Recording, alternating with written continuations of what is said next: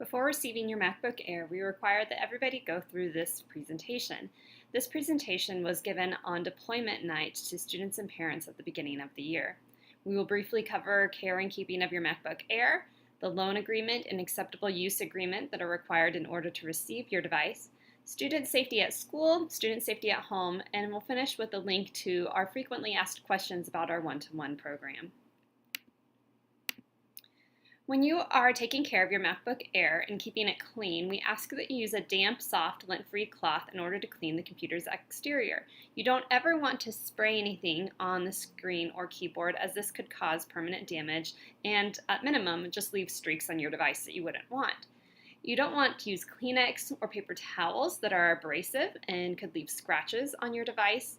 And again, just to reiterate, we don't want any rubbing alcohol, glass cleaners, no sprays going on your device at all. The only liquid you should ever use is water, and that's only on the cloth. So just slightly dampen your cloth with water when you're cleaning it off. And when you're doing your cleaning of your screen, don't press hard on the LCD screen, as that could cause damage as well. Students, if you need any of these cleaning items, such as a cloth, we have these in each of the buildings. You can just ask your teacher, and your teacher would reach out to building staff members who would be able to get a cleaning cloth to you for you to borrow. Another reminder about keeping care of your MacBook Air is that it needs to be kept in the supplied case at all times. You are not allowed to remove your device from the case, so always keep it in that protective case that we have provided for you, and keep it zipped up within the case as well. Another tip for success is to keep pets away from your device. We have previously had several repairs and damages that have occurred because of pets getting to the computer and the computer charger. So please always be aware of keeping your device away from where pets could access it in your home. Some other items for keeping your MacBook Air in good condition. We do recommend against using keyboard covers, and this is not just the district, this is Apple in general, so please don't put a cover over your keyboard.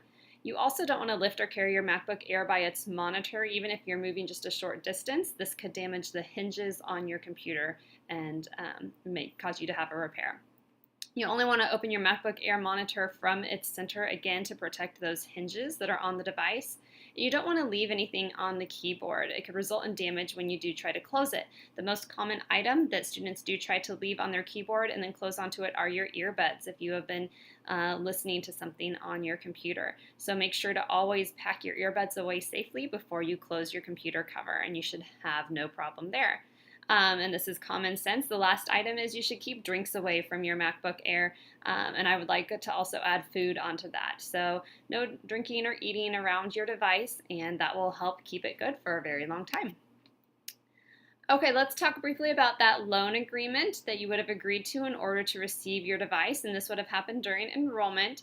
The loan agreement was a document that just outlined all parent and student responsibilities. If you would like to view it again, you can view it on our web link that you see right there, www.siemensschools.org/one-to-one.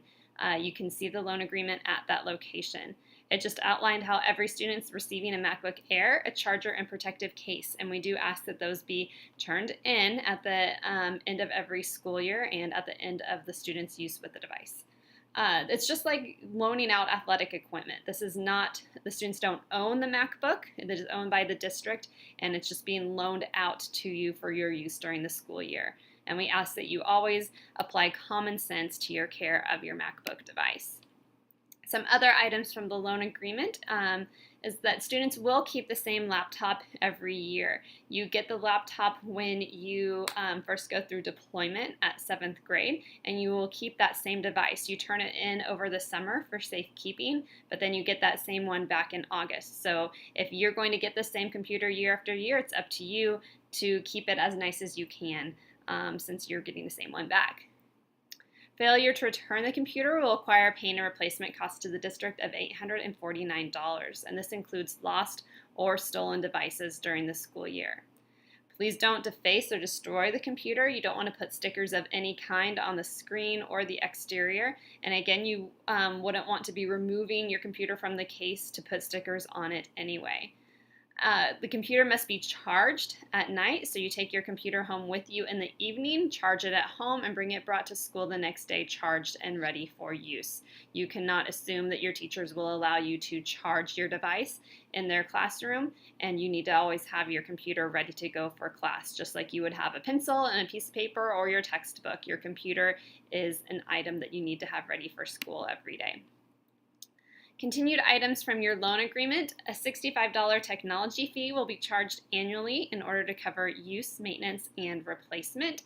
We do ask for you to have your technology fee submitted before we loan out your computer.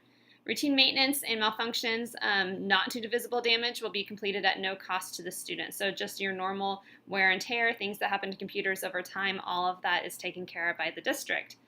Your first-time damage that requires repair or replacement of any item will be paid at the rate of 80% by the district and 20% by the student, and you would be invoiced for the amount that is due to you.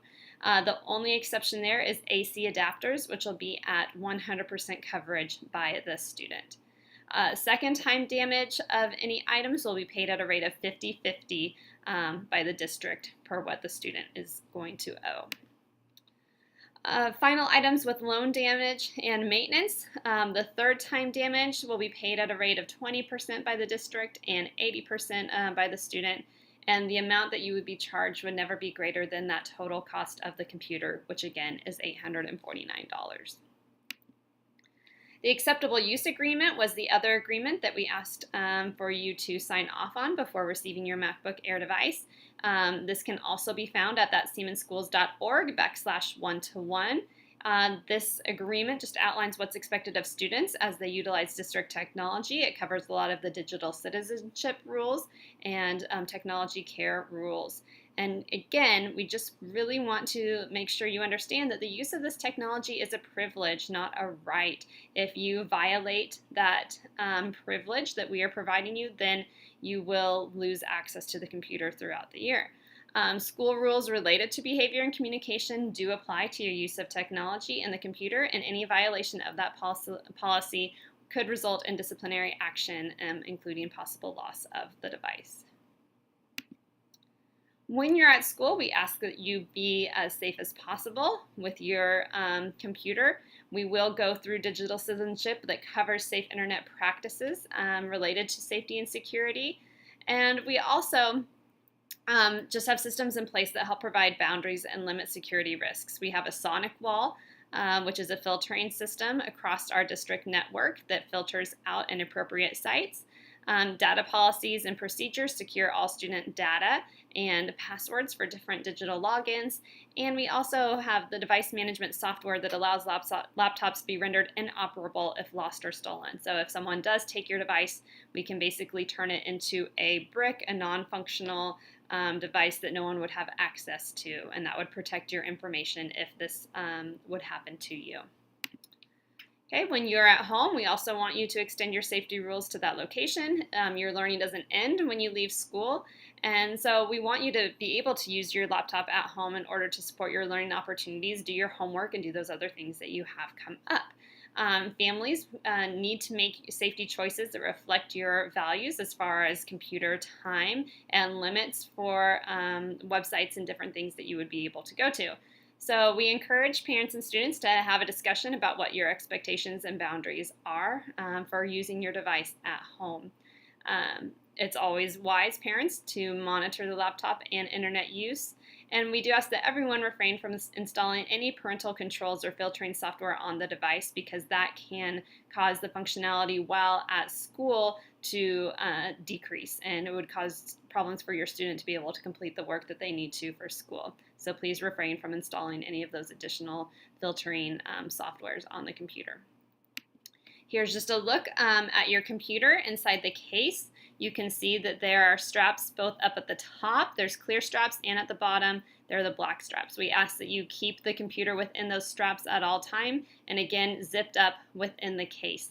This will keep it safe and protected and allow you to have the longest possible use with the device that you are provided. And just to wrap up, this is the website that we have with our one-to-one information. So please visit this website if you have any other questions about our one-to-one following this presentation. So thank you, and we hope that you have a successful year.